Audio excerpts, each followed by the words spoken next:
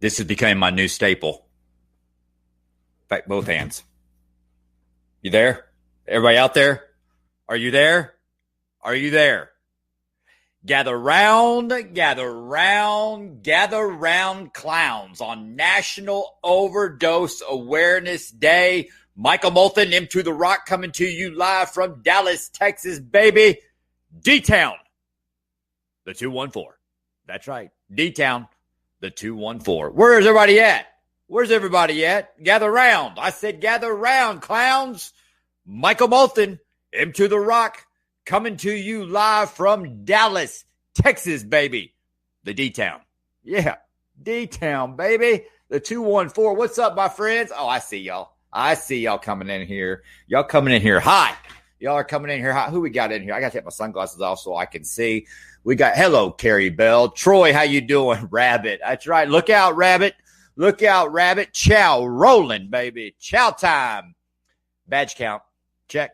Speaking of that, I was at Judge Bennett's court today. Where can we buy one of those shirts? You know what? I put this shirt on tonight, and I said, you know what? People are going to want to start buying these things. We're going to start working on merch. I'm going to get some merch out there and get that going. So hold tight. Hold tight. I'll definitely talk to the publicist right after the show, and we'll get some shirts put together for you, Troy. People love these M2 The Rock shirts. Rocking these shirts. So if y'all are interested, y'all would purchase a shirt, just put in there, hashtag yes, and we'll order them up. So I know a lot of people do merch and all that stuff. Hello, Carl Frey. What's going on? Michelle, good seeing you. Tiffany, welcome to M2 The Rock. Danny Downing, good to see you. Hey, M2, hope I'm having a good day, man. All right. We'll get some shirts put together. Y'all stay tuned. There we go. Bam. Troy just created a merch line for us. All right. So gather around. So here, I'm going to jump on here real quick and see where we're at. I'm going to go over here to M2 The Rock and get this thing shared out here. Hello, Jeff Wickman. Good to see you. Got a lot to talk about today. And we talk a lot on this show about drug addiction. Yeah, we sure do. We talk about alcoholism. We talk about hurts, habits, and hangups. But most importantly, we talk about solutions. Spiritual solutions to my human problems, my simple human problems. And welcome to the show, because we talk about God on this show. Yeah. We talk about God on this show, and because it's that G thing, baby. Hashtag G thing. That's right. We talk about God on our show because He is the solution to all of my problems. We're going to let me get this shared out to our M2 The Rock Facebook Live channel group because I was told that we have to have groups, so I'm doing that. I'm clumsy at this stuff. There's some people out there that are really good at this stuff. So, all right. So let me get this here, and then that way I can put this phone down, clown. I don't have to worry about it. All right, here we go. Let's do this. So, anyways, we talk about God on this show, spiritual solutions for human problems. So, before we get into the show, I want to give a special shout out to DFW Coin and Jewelry. That's DFW Coin and Jewelry, where he has been such a great sponsor of the show since day one. And Healing Springs Ranch. Healing Springs Ranch is a residential treatment center 1 hour north of the Dallas-Fort Worth area, tucked away on 80 beautiful acres, and incredible program. And I love being a part of what they do. I'm a part of their clinical staff. Right? What? A recovering drug addict and alcoholic, part of a clinical team? What qualifications do you have, M2, to do that? I'm in recovery. So I go there on Thursdays and I work with the residents not individually, but in a group setting where we sit there and I basically educate them and teach them what long-term recovery looks like when they leave Healing Springs Ranch, because it's different now. Wow, is it different now? I actually I went to a recovery group meeting today, and I've actually been the last couple of days. I used to go every single day, but now I've been doing Zoom meetings every single day. But I've actually gone back into the rooms and I'm around people. So some things are coming back to normal. They have a certain amount of people that are allowed to come in. It was social distancing, but we were able to pull that off. Mark your calendars tomorrow night. Tomorrow night, as you can see behind me, Rachel Stacey, the world premiere video, the complete video of Godspeed. That's right. She has recorded the song Godspeed. She has a video that is going to be released tomorrow night, 8 o'clock Central Time. So that's 9 o'clock on the East Coast, and that's going to be 6 o'clock on the West Coast. You don't want to miss it. We will share it from her page to the M to the Rock page. It will be everywhere, but it's the Godspeed video is incredible. It was produced by Healing Springs Ranch. They heard the song. They love, yes, hashtag Godspeed, hashtag G thing. Yeah. It's an amazing song that we'll have Rachel on, of course, this week. I go to the network tomorrow with her to help her on her show. We'll probably be going live from the truck. Have y'all been seeing the live videos from the truck? Hello, Rick. Good seeing you, Sally. Have y'all been watching the live videos in the truck? The times where I go live before she gets in, and when she gets in, a lot of times she can't see it because of the glare. A lot of times she doesn't see it because she's not looking. And we're live, and then she's putting her makeup on, and then she just gets punked. So all that stuff. So yeah, hashtag Godspeed tomorrow night, 8 o'clock Central Time. Hello, Aunt Melissa. 8 o'clock Central Time. Godspeed, the world premiere of Godspeed music video will be on tomorrow night. It was actually filmed at Healing Springs Ranch. So it's cool. She's riding a horse. She's climbing a tree. She's playing her guitar. She's in an old beat up saloon with a Gene Autry. That's all I can say. You got to check it out. It's beautiful. It's tear jerking. It's emotional. It's moving. She wrote this song in early recovery. Okay. She wrote this song when she's early in recovery, and we start seeing this if you're in recovery as we start getting sober and we start taking the blinders off where we can look around and see more. We start seeing things, and she writes this song as she starts seeing things and as she starts getting more and more sober. Will it be shown where I can watch it after? Absolutely. Great question, Margaret. She's asking about the Godspeed video. Margaret, Colleen, don't go anywhere. Colleen Michaelis is on the show. I want you to hang around, Colleen. Don't go anywhere. I'm going to put you up here. Don't go anywhere, Colleen. I'm about to talk about you. But the Godspeed video will be released on her page. We will share the video to M to the Rock. M to the Rock. You will find it. You will see it. It will be shared across all platforms, so you'll see it. All right, so let's kind of get into this. I'm really glad Colleen Michaelis is on here watching. She is been on the show a couple of times, and if y'all haven't seen it right now, you need to start doing it now. Okay, hashtag Team Tommy right now. Hashtag Team Tommy. Colleen Michaelis has been a guest on the show. She is a powerful advocate. And if y'all have any questions about recovery, Monday's the night to do it. Actually, every night, but put it on me tonight because I don't have a guest. But Colleen Michaelis is an incredible guest. She's an incredible advocate, and she is I'm going to call it an overdose survivor. An overdose survivor. Her son Tommy overdosed, and we lost Tommy to this deadly disease. That's right. This deadly disease. And Colleen ain't playing. She ain't playing. Okay. She could have curled up in a ball. She could have said, poor me, and done all this stuff, but she's into action, and she moves her feet, spreading the message of hope, helping other parents, helping other people, bringing awareness to recovery. And it's real. And so Team Tommy, Colleen Michaelis, so good to see you on here. I saw your post a little while ago. She posted the picture of Tommy. Colleen, I don't know if you know this, and everybody's different with their social media. On that post, if you set the post to public, it will reach more people. You have it set to just your friends only. So if you can set it to public, and that way it gives us the ability to share it. Okay. So I don't know if you just want friends to see it. I get that. I wanted just to point that out to you. If not, I'm going to have the Smoots go rob that picture and we're going to post it. I know you don't care to get it out there, but Team Tommy. And that leads us into part of tonight's show is I'm going to talk about tonight, what is addiction? So you don't want to leave. This is going to be a show that you can share out to friends on M2 describing what is addiction. What is it? Okay. Is it a disease? Is it not a disease?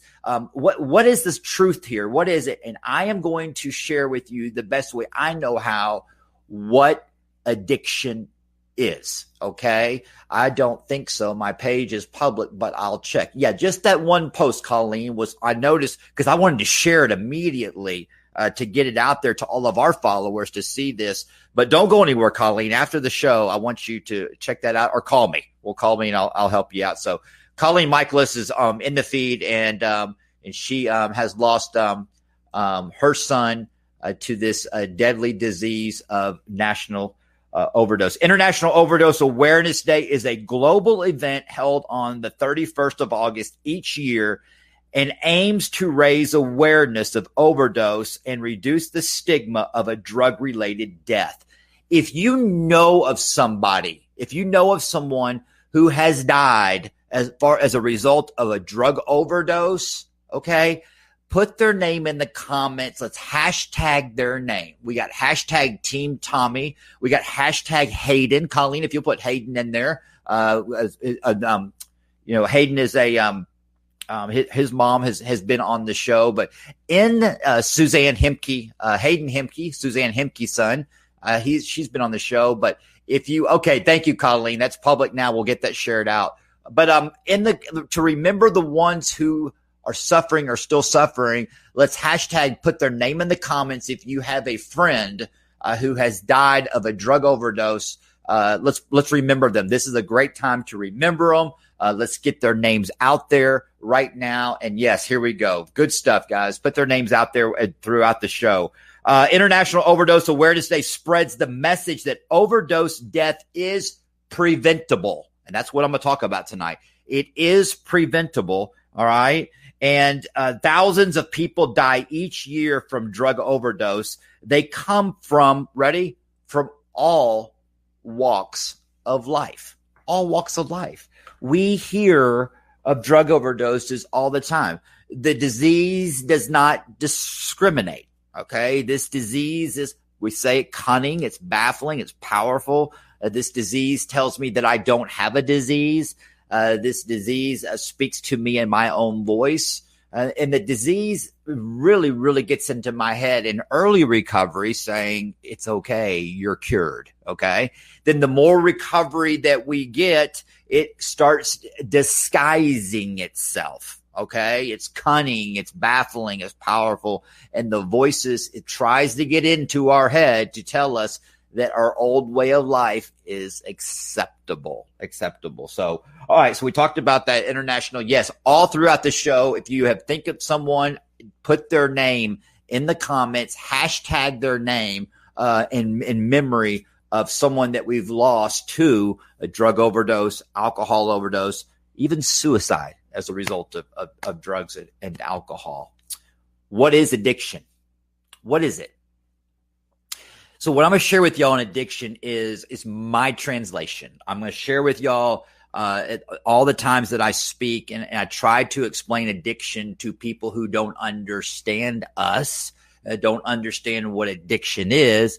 And when I get done explaining it, they usually come up and talk to me and they say, wow, that was amazing. And I've come to the conclusion that I'm an addict too. I'm addicted to ice cream. I hear that a lot. I'm addicted to ice cream. Okay, I get that. Does ice cream make your life unmanageable? Guess what? It can. Absolutely, it can. So, Rick, good seeing you. Godspeed, brother. So it is. It can be. So, addiction. Addiction is a person, it's a place, or it's a thing, or it's a thought. Ready? An addiction can be a person, place, or thing, or a thought that becomes my false idol. Okay. It can be anything, a person, place, or thing, or a thought that becomes my God. It can be a person, place, thing, or thought that becomes my higher power, that becomes my drug of choice.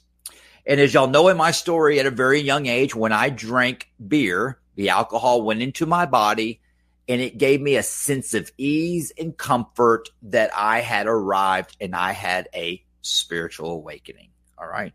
Addiction is this. And people in recovery, I say I'm a grateful recovering drug addict alcoholic. I am very grateful for this. And the reason why I say that I'm grateful is simply this. Today, I have tools. I have a relationship with God to fight fear. That's what that at the end of the day, that's where my addiction lies, is in fear. Do I know how to process fear today? How do I handle it today? Do I face everything in recovery, or do I freak out on everything and run?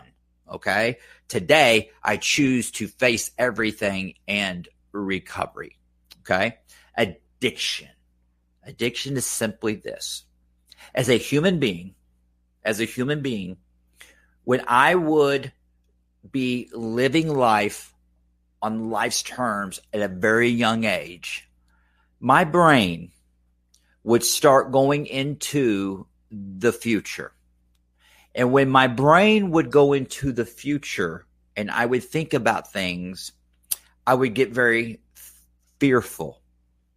And when I would get fearful, I would get very anxious.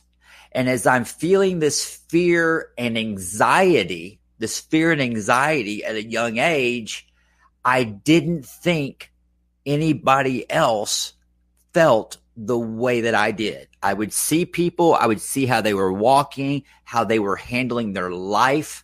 And when I was in fear and I was anxious and I was paranoid, all right, on simple things, it scared me. I didn't like that feeling. So at a young age, I would shift the view. Okay. I don't like that feeling. So I would go from, I would go from the future in my head. I would shift the view and go into the past. Now, when I go into the past alone in my head at a young age, and I had no relationship with anything around me, I would feel resentment, anger, rage, paranoia, and depression. How many of you out there suffer with depression? How many people are really struggling with depression? Now, keep in mind, I am not a doctor. I'm not a therapist. I'm not a counselor. I'm not any of that. But I do know this, that when I hang out in the past, in my head, in morbid reflection, I get very depressed. I don't like that feeling. I don't like that feeling at all. So I shift the view and go back to the future. When I go back to the future, I am paranoid. I'm anxious. I'm in fear. I don't like that. So I'm doing this dance, right? I'm doing this dance in my head. And as a young kid, I am reaching for things to quiet this down. All right. So I start playing maybe video games. I start playing video games and I get this sense of ease and I get so hyper focused on the video games. This becomes my drug of choice. This becomes my higher power. This becomes my God. All right. Or I get into, at a young age, I was stealing stuff. I didn't have to steal stuff. I was in a very well-to-do family, but I would go steal stuff because I was trying to change the way I felt. I was doing something. I was trying to literally find myself. Then I got to the point where I finally tasted alcohol. And when I tasted alcohol, what happened was it gave me that sense of ease where I was right here, right now. So the noises of the future quieted down. The noises of the past quieted down. And I felt a sense of ease for just temporarily being in the now. And we call that in alcoholism and drug addiction, it sounds like this. What a great feeling is. And so what happens is the allergy in my brain is triggered. The phenomenon of craving occurs, and I drink to stay in the now. Now, when I drink and I stay in the now, hello, Connie Rice, good to see you. Brian, good to see you. As I stay in the now, as a result of alcohol, my shoulders get broad, I stand more tall, and the people around me, I feel like I think and feel like they look. I start really believing that, and my confidence is increased. And in the early stages of my disease, I appeared to be normal. And people liked me. People wanted me to be around. I was joyful. As a matter of fact, people I thought were really jealous of my life, going, golly, I wish I could drink and have fun like he does. I have 2 beers and I got to quit. I've got to go home. This guy, man, I can't hang out with him. This guy's a pro. This guy is a pro at what he does. But little do they know that inside I'm dying.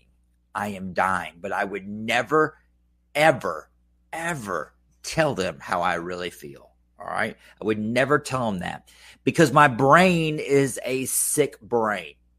It is a sick brain. And so what I do is my sick brain tries to fix my sick brain.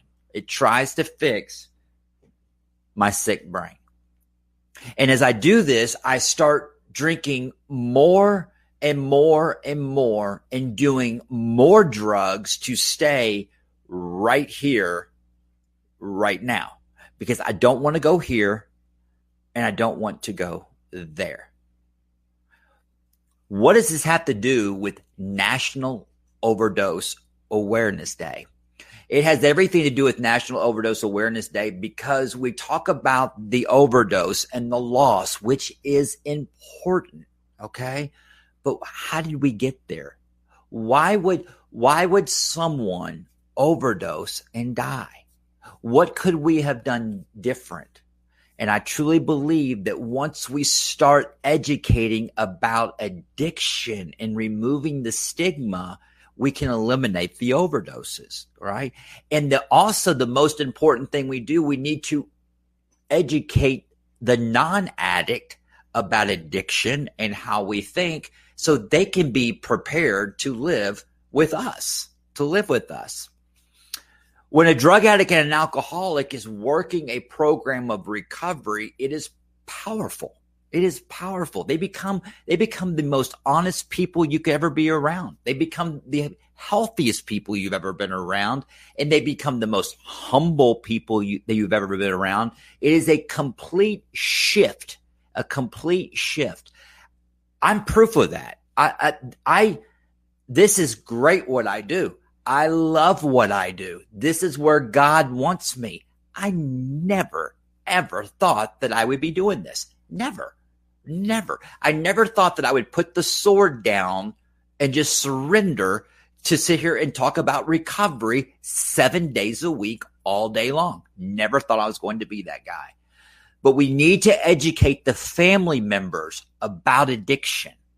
This is a family disease. And when the family is working together in recovery, powerful. It is unbelievable how powerful it is, because this family becomes just as sick as the addict. So let me move forward on addiction.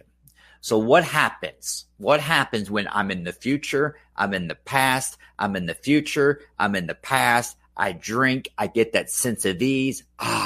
I'm in the now. I don't want to leave this place because it seems safe. So what do I do to stay here? I drink more, I use more, I drink more, I use more. When I'm in the now and I drink and I use, I start creating consequences in the now, this fake now.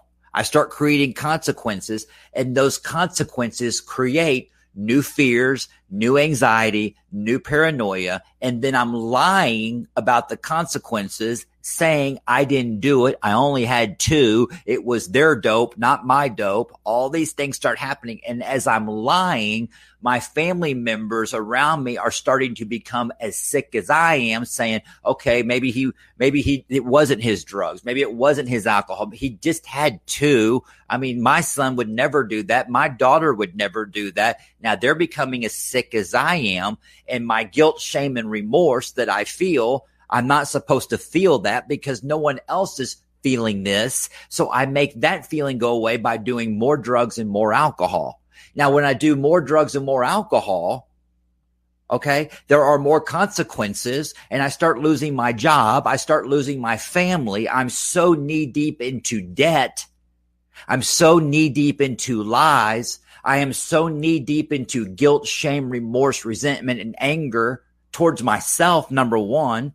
I can't look at myself. So I start isolating. And the more I isolate, the more paranoid I get. And the more paranoid I get, the more drugs and the more alcohol I use. And the next thing I know, I'm in a body bag being pulled out of a hotel that's not even in my name, that I put a fake credit card on to go hide out, to do drugs, so I can't feel anything.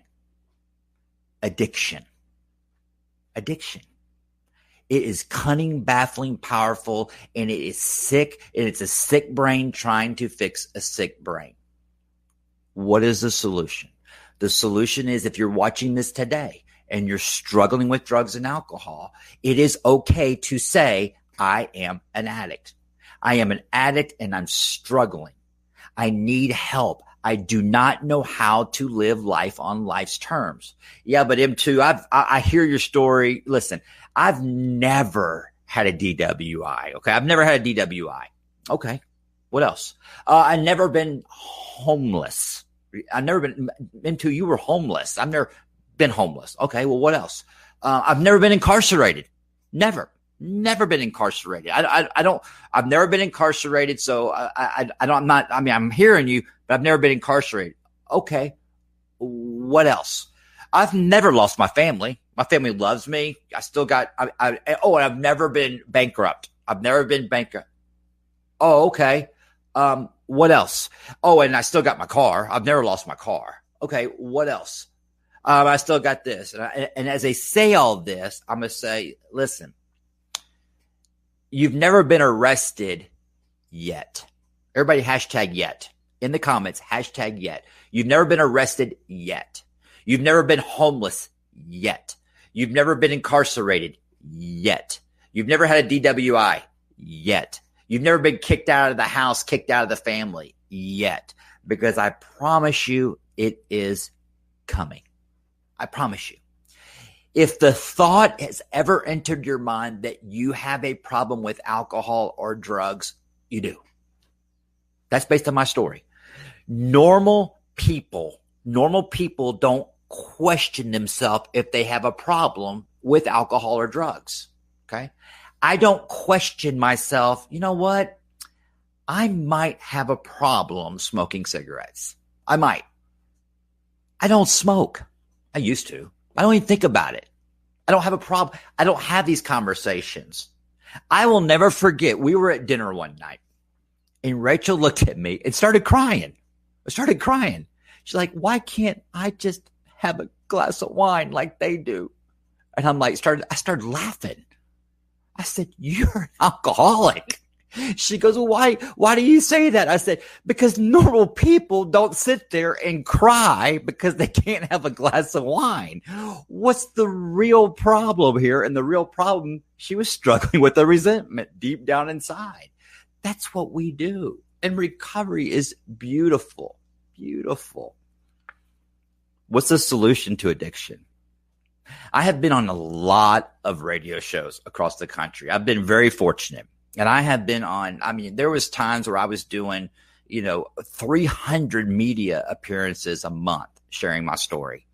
And I was on a show in Champaign, Illinois, ESPN. And they were doing this. This was after the Demi Lovato overdose. Hello, Caldwell Counseling. Good to see you. This was over the Demi Lovato overdose, and they had me going around. It was funny because they had me titled as a recovery expert or no, addiction expert. I'm like, wow. I've now got a title of an addiction expert. And so someone actually was shooting at me going, what makes you qualify as an addiction expert? I said, because I'm an expert at being addicted. I promise you that. But anyways, that was kind of funny. But so they asked me this question. They said, Michael, is there a cure? Is there a cure to this opioid epidemic? Is there a cure to alcoholism? And I said, fortunately, no. He goes, wait a minute. Fortunately? I said, yeah, fortunately, there's not a cure. I am so grateful that there's not a cure. And he says, what do you mean by that? And I said, but I got great news for your listeners. There is a solution. He goes, okay, hold on. We're going to go to a commercial break. When we get back from this commercial break, I want to hear this. I got to hear this. This is Michael Moulton, Into the Rock, with so-and-so on ESPN Radio. We'll be right back. And we go to the commercial break, and he comes on. And he's like, wow, this is amazing. He says, so because I thought you were going to have an answer that there's a cure. I said, no, there's not a cure, but I will tell your listeners, I got great news. I am so grateful that there is no cure. And he goes, okay, all right, we're coming back in 10 seconds. 9, 8, 7, 3, 2, 1. All right, we're back here on ESPN, Champaign, Illinois. And he comes back to Michael, and he goes, all right, Michael, here we go. Our M2 is calling me M2. He says, you say there is no cure for alcoholism or opioid epidemic or drug addiction. I said, absolutely, there's no cure. I said, but there is a solution. He says, and I said, I've got the recipe for your listeners. If your listeners are listening right now, I have got a solution that has helped millions of people. And he says, what is that? I said, you ready? One alcoholic working with another. One drug addict working with another. One codependent working with another. Fellowship, community, and connection is the solution to this disease. And he says, why did you say that you're grateful that there is not a cure? I said, because I believe in God. I believe in God. I'm a Jesus freak. I believe in it in every single word in the Bible. I believe in every single word, okay, in the readings that I've seen, because God is so good and I am flesh, that if I knew that there was a cure out there for alcoholism or drug addiction, I'd be drunk and high right now. He says, what do you mean by that? Because I'm an alcoholic and a drug addict. If I knew there was a cure, okay, I would go take the magic pill. I would be cured, and then I'd go back out. I am a selfish, self-centered drug addict alcoholic. And here's what we're getting at, ladies and gentlemen. The more sober that I get, the more spiritual I get, and the more deep into the word of God that I get, I am coming to realize that addiction is a spiritual stronghold. Okay, for the people who watch this that don't believe in God, just hang in there with me, okay? Addiction is a spiritual stronghold. It is a spiritual stronghold. Addiction, pornography addiction, alcoholism is deadly. Because what happens is we get in our mind and we are living in this guilt, shame, and remorse of this addiction based off of my selfish choices and behaviors. This is what addiction is. It's cunning. It's baffling. It's powerful. This addiction speaks to me in my own voice. This addiction tells me that I am not sick. That's what we do.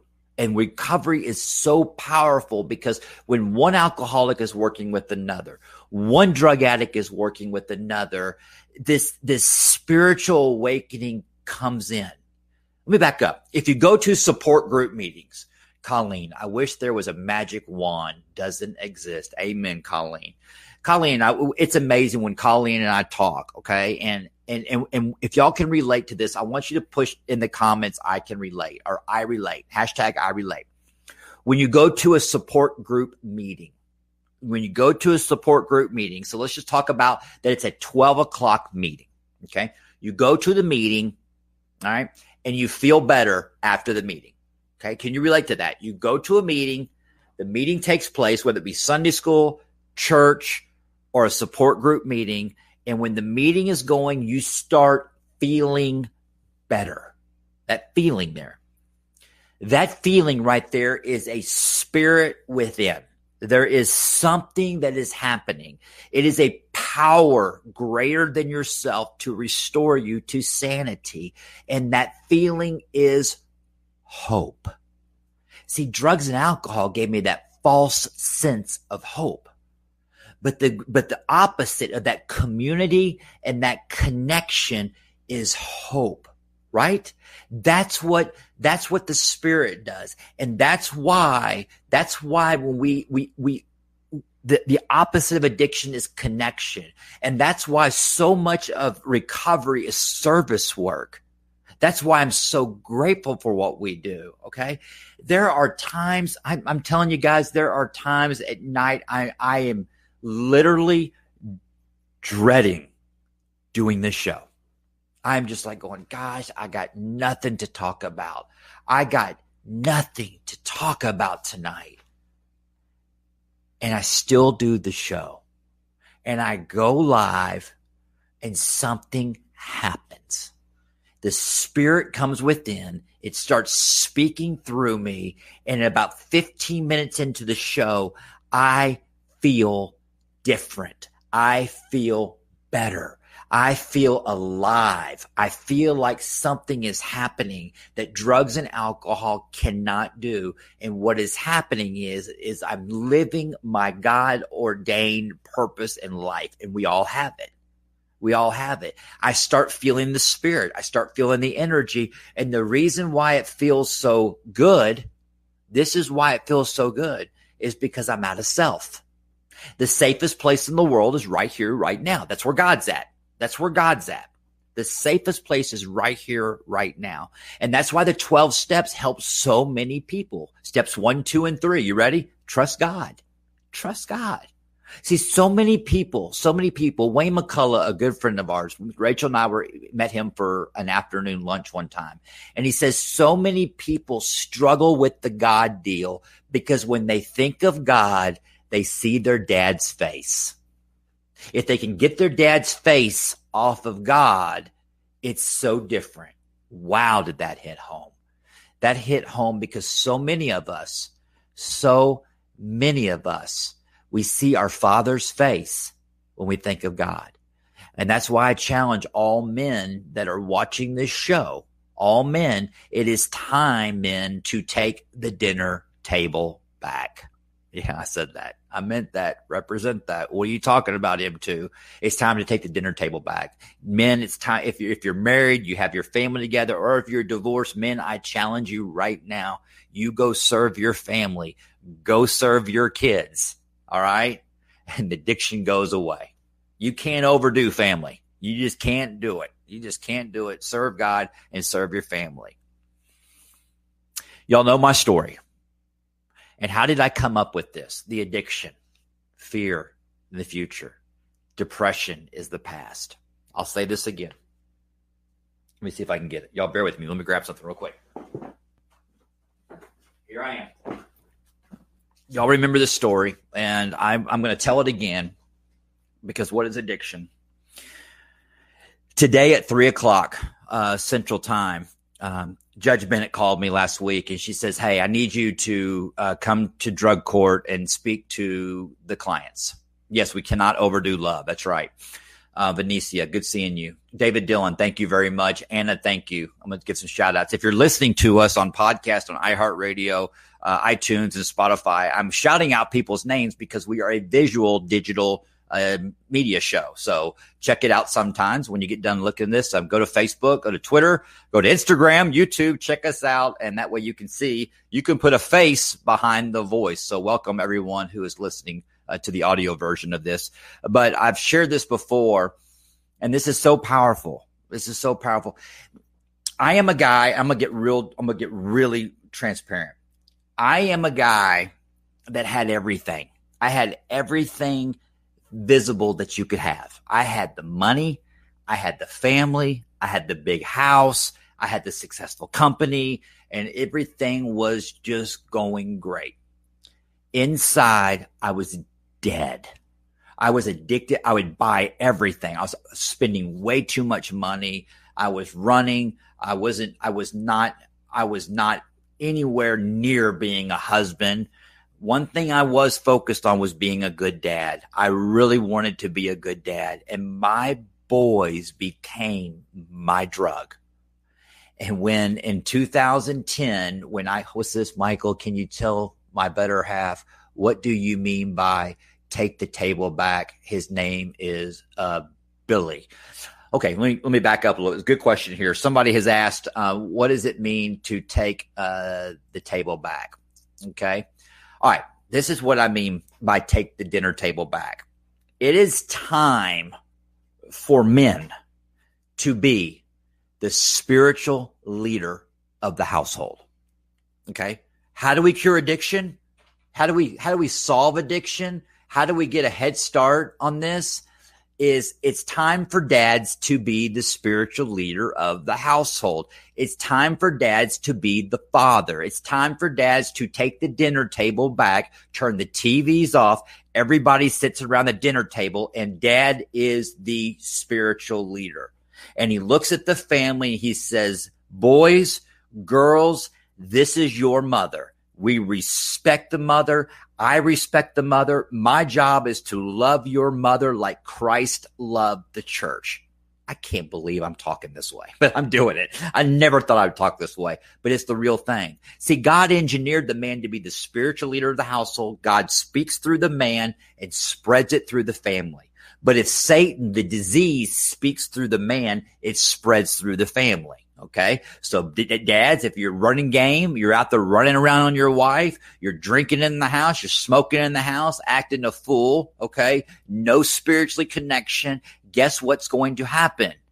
Your kids are going to do the same thing. And that's why they call it a family disease. It is a family spiritual disease, but it can be resolved because dad can take the dinner table back. Take the dinner table back. All the way back to these kids need to see pulling the chair out for mom, opening the car door for their mom, showing mom respect. The dad is showing people respect. The dad is showing the son and daughter respect. The dad at the dinner table is saying, before we eat, we are going to tell God how grateful we are that we have this food that we don't deserve. We don't deserve. And the dad at the dinner table just totally talks to the family and is transparent.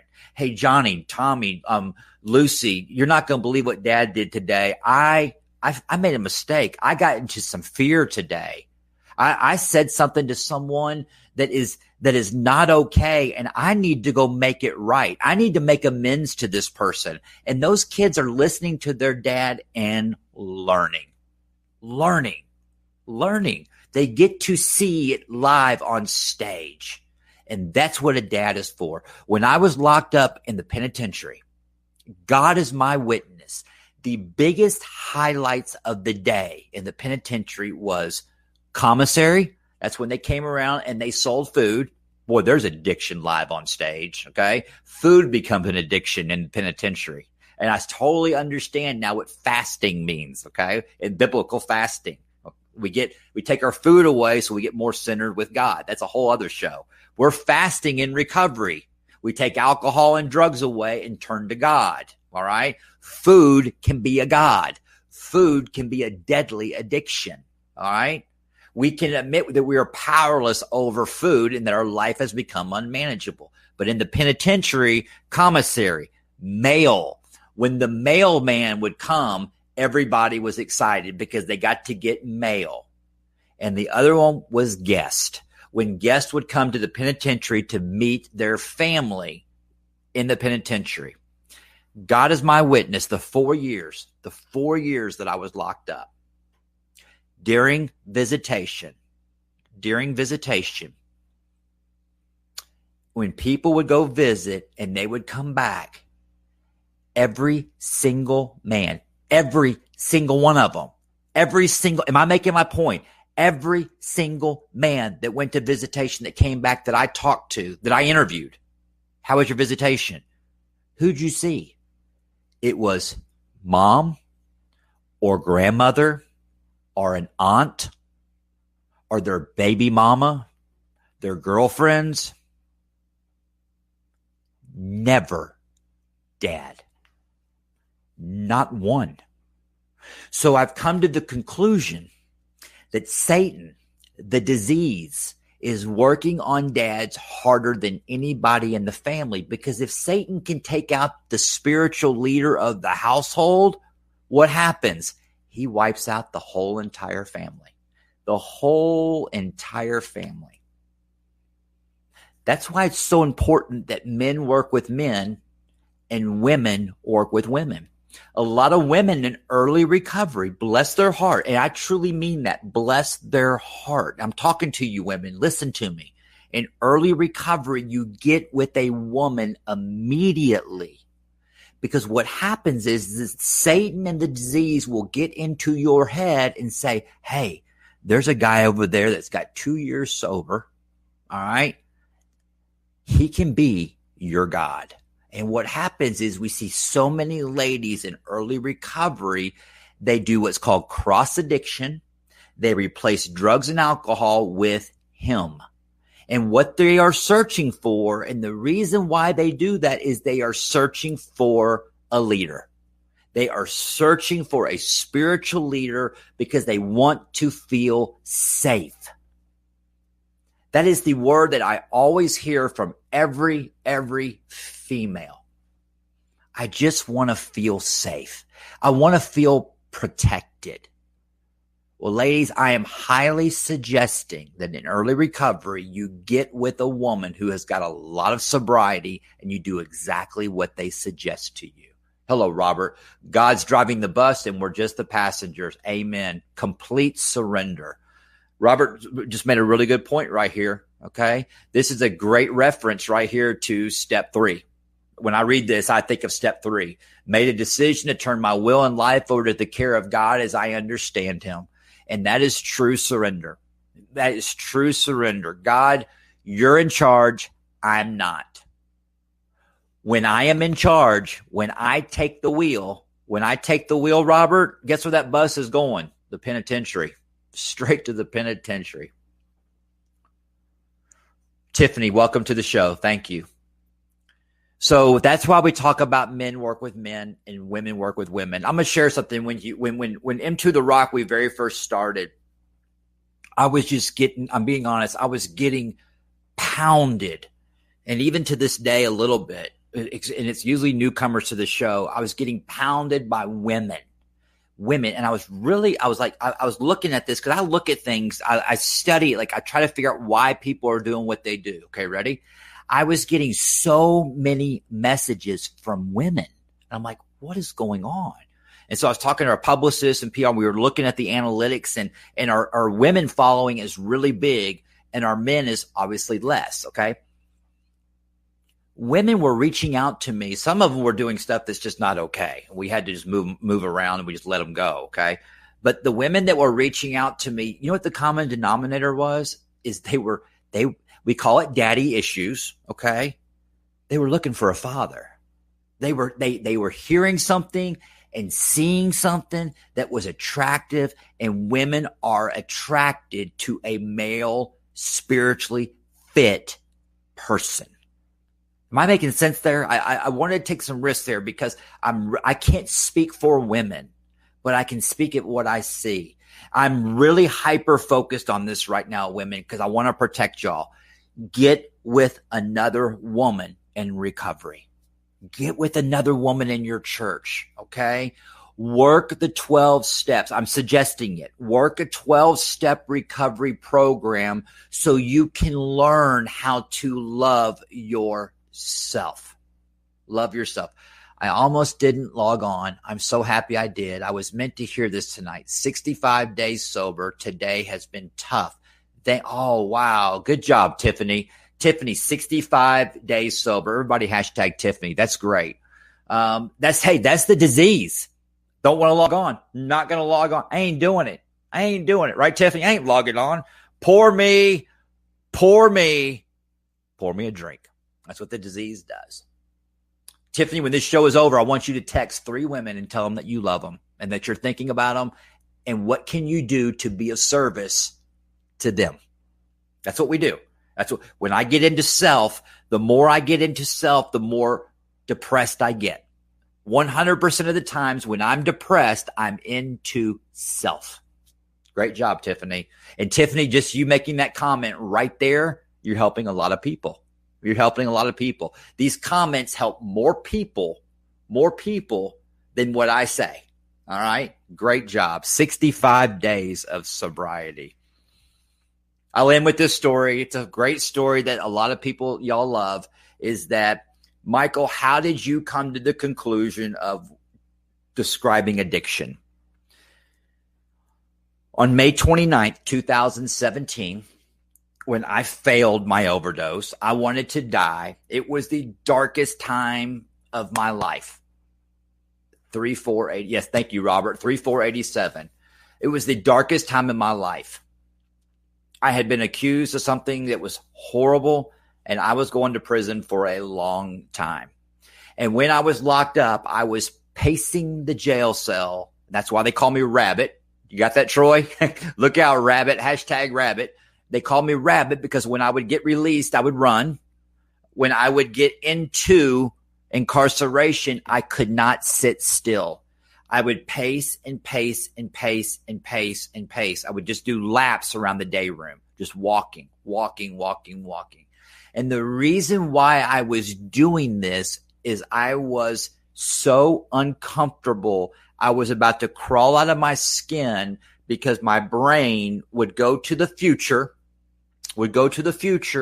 and it would be so uncomfortable when I'd think in the future, I would stop, and then I would go into the past. When I went into the past, there was so much shame and anger and rage, and I would do this, go back and forth. Tiffany, I can promise you on my life, the reason why you are having a difficult day, you ready, Tiffany, is because we were thinking of self, and you might have been future tripping.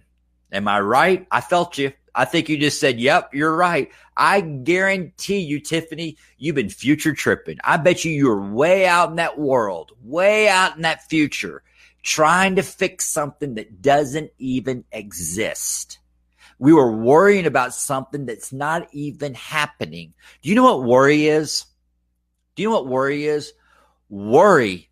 When I worry, I'm telling God he doesn't know what he is doing. So I'm doing all these laps. Incarcerated. Hard time. And as a matter of fact, when you start getting relationships when you're incarcerated, if I am sitting in prison and I am daydreaming like this, because the brain gets really creative. I did laps every day for hours in jail. I got you, Lance. That's what I did. Just walk. And Lance, you ready? That's called hard time. If you talk to people who've been incarcerated, you can do easy time and you can do hard time. Hard time is when I'm in the future alone in my head, or I'm in the past alone in my head, and it's hard time. The clock goes real slow. And guess what? There's no clock to look at. Okay? So I'm sitting there and I'm daydreaming. And an inmate comes up to me and tugs on my shirt. He goes, "Look out, Rabbit. Look out. Get out of that world." Ready? Yes, seriously, future tripping and past pain and trauma back and forth messing with my mind. Told you, Tiffany. Tiffany, we know what you're doing. We get it, Tiffany. Okay? So how do you get into the now? Let me tell you something, Tiffany. Ready? Everybody right now in the comments while I'm telling my story, I'll pick a letter. C. Write in the comments, what are you grateful for that starts with the letter C? Gratitude, Tiffany. What are you grateful for today? So I'm in that world, and the guy tells me to get out of that world. All right. Because what's happening is my inmates are trying to help me do easy time. What they're doing is they are getting me out of my head into the now and getting connected. All right. So check this out. I'm in my cell and this old school guy comes into my cell and he says, hey, do you mind reading to me? I said, yeah, what's your name? He said, my name is Ooey. I said, what? He says, Ooey. Everybody calls me Ooey. That's my name. I said, all right, I'm Rabbit. What's up? He goes, will you read to me? He says, I said, yeah. I said, why? And he says, oh, I don't know how to read. This guy's 75 years old. He's doing life. He doesn't know how to read, and he wants me to read to him. So I go up to the second row. And I ask this Black Panther, hey, do you got a book I can read to school? And the reason why I call him school, because he's old school. He's an old person, right? He says, yeah, my pillow is there's a book I use for my pillow. Just give it back to me. So he gives me this. Ready?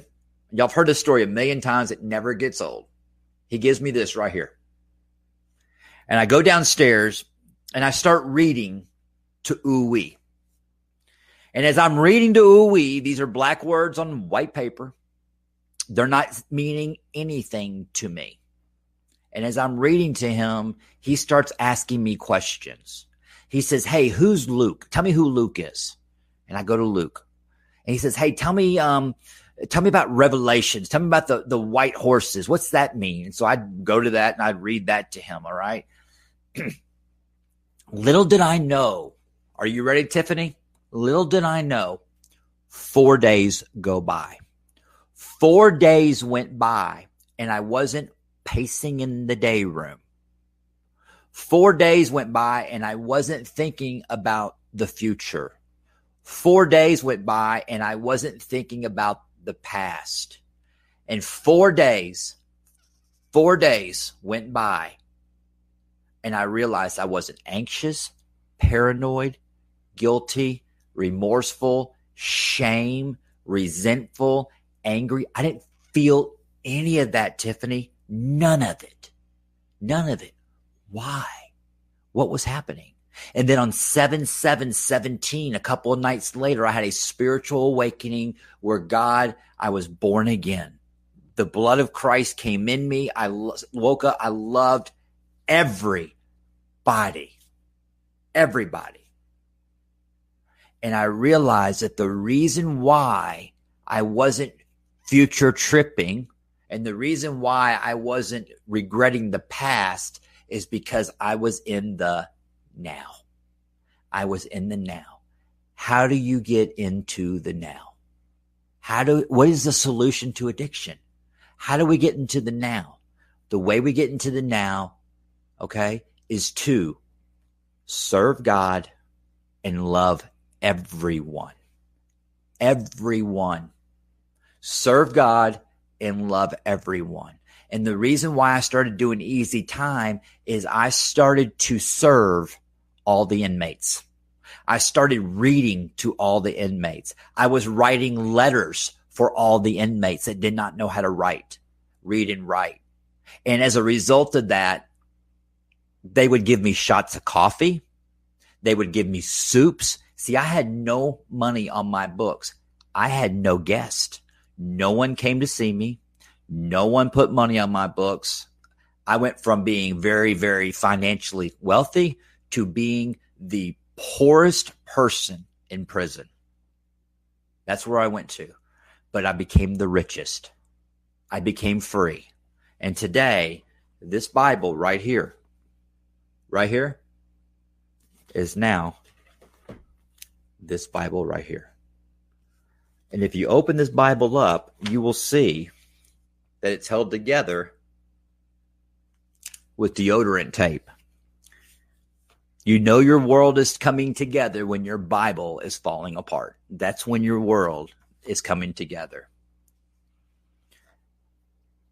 That's why I always service work. if you want to get into the now, if you want to feel the now, if you want to feel that, what is the solution to addiction? Okay. It is simple. It is simple. Love God, serve everyone, be of service to everyone. That's why they say in a support group meeting, when the hand of an alcoholic or drug addict reaches out, I am responsible to help that person. I'm responsible. I am responsible because God, do you want to know how you know if you're working your program? Are you ready? How do I know if I'm working my program of recovery correctly? God, tell me, show me. God, tell me, how do I know if I'm doing this right, God? Let me tell you how you know. When you are working your program correctly, God puts a sick alcoholic or drug addict right in front of you.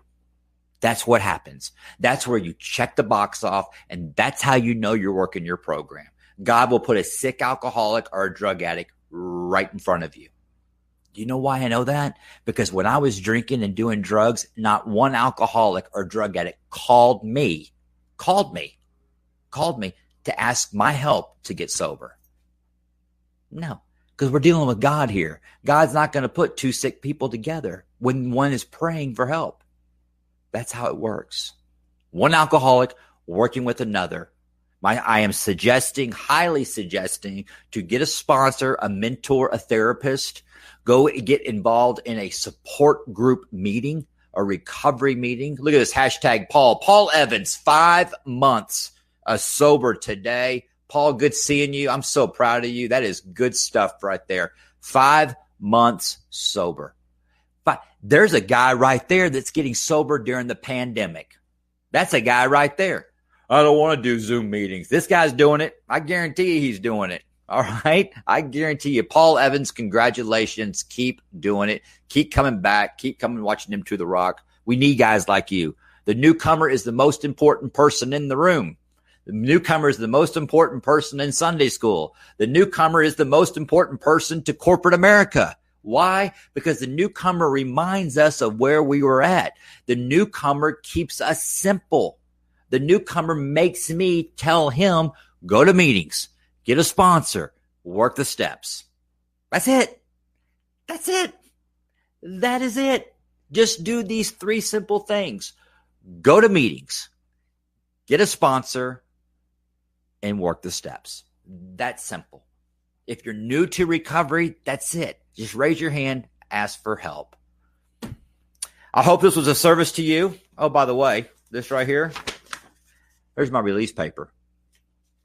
Judge Bennett, miraculously released from prison, and it says the word delete. They deleted the paragraph of where I was supposed to go to prison, and here I am today, sharing my personal experience, strength, and hope to all of y'all. I love you. I appreciate you. Once again, don't forget tomorrow night, 8 o'clock Central Standard Time, the world premiere release of Godspeed. You see it behind me from Rachel Stacey. It's absolutely beautiful. Every time I've seen it, I've been watching the video every time. I cry every time. It is so powerful. This video, Godspeed. Thank y'all so much. Mary Prince Mosley, thank you. Missy, thank you. Jeff Wickman, thank you. Paul Evans, we love you. Congratulations. Tiffany, thank you so much. God used all of y'all in the comments to keep me sober today. Colleen Michaelis. We started the show with Colleen Michaelis. Hold on. Hello, Opal. Thank you. Colleen Michaelis, we started the show right here. She is a survivor, hashtag Team Tommy. She lost her son to a drug overdose. She'll be back on the show. She's been on our show twice. We started that, and then we got in there, and Tiffany, was it Tiffany? Yeah, Tiffany, I believe. Is that right? Yeah, Tiffany jumped in the comments and said, I wasn't going to come on here. I got 65 days sober but I made the decision. Somebody bigger than Tiffany got her out of self. She got on the feed today, and it has helped her. Colleen and Tiffany helped a lot of people tonight on M to the Rock. They gave me something to talk about. and it wasn't about me, right? It wasn't about me. If you're struggling, message us. We'll point you in the right direction. Message someone in the comments, and we'll go from there. I'm running late tonight. I got 3 words. I also got 8 letters, and it's got one meaning, and that is I love you. From everyone here at M2 The Rock, DFW Coin and Jewelry, Healing Springs Ranch. Have a blessed night. God bless you. I love you. Good night.